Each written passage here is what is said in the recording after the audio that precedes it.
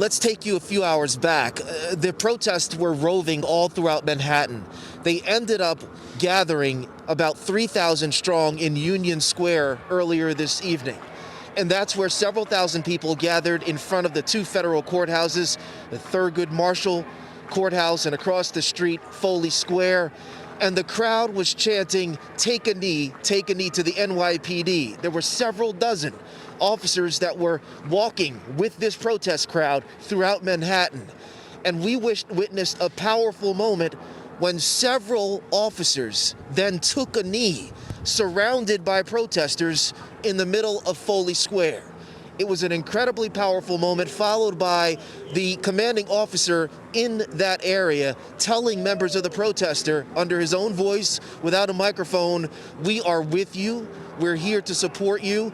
We believe the officer who had his knee on George Floyd's neck deserves to be locked up and have the key thrown away." That is pretty much a direct quote. We were streaming that live over Facebook. We rolled on the whole thing. I believe we were the only news camera there to show that moment. And after that crowd left, they went over to Brooklyn, and the crowd that you just saw leaving Manhattan into Brooklyn is the crowd that we were with earlier this evening. We spoke with two people who were in direct communication with the police commander earlier this evening in Foley Square, moments after those officers took a knee. Take a listen. This was amazing. I almost cried. This was amazing. This is all we wanted. We don't want any of these officers hurt. We don't want anybody out here hurt. All we want is justice and equality.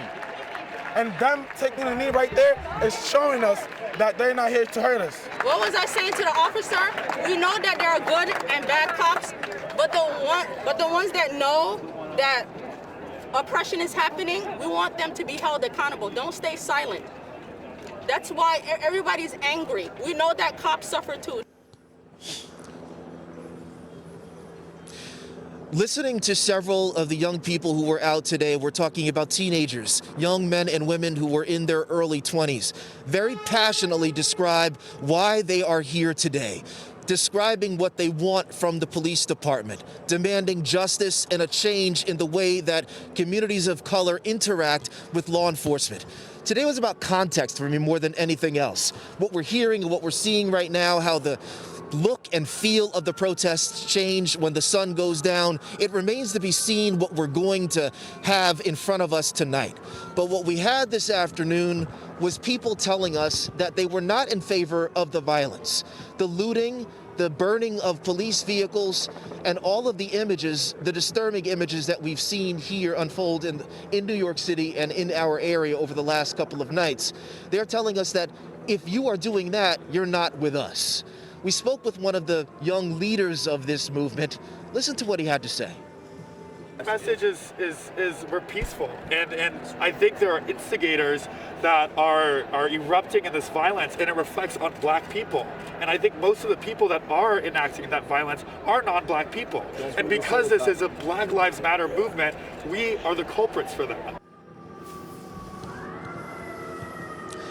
I'm going to take it a step further and say that it's not necessarily about race when it comes to identifying the people who we've all seen on social media and on the news allegedly committing acts that seem to run counter to the spirit of the protests that we have right now.